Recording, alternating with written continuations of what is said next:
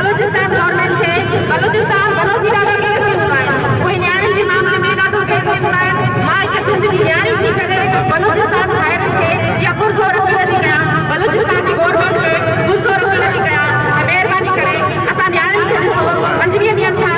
अदा सही नथी अगरि में जेके न्याणियूं आहिनि परेशान आहिनि अदा खे थोरी ज़ाहिर करे उनखे बाग़ाब कराए वञे उनजे घर जे हाथ मां इहा बेचैनी ख़तमु कई वञे असां डॉक्टर सईद मेमण जी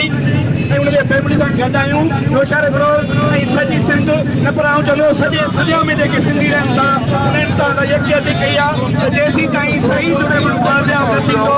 तेसीं ताईं हीअ जंग जारी रहंदी असां पुछूं था वफ़ाक़ी हुकूमत खां ऐं बलोचिस्तान हुकूमत खां त सईद मेमण जो जवाबु कहिड़ो आहे सईद मेमण हिकु बाशऊर नौजवान आहे बाशऊर सियासी नौजवान आहे उनजो सियासी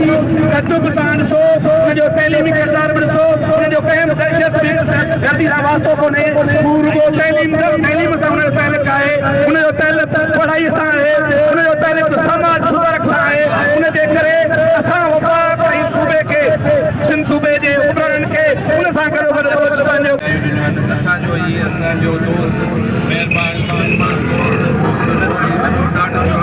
सॼे अमल खे कटे शहीद आहे उन्हनि खे गुज़ारिश कंदासीं प्लेटफॉर्म सां बि बराए महिरबानी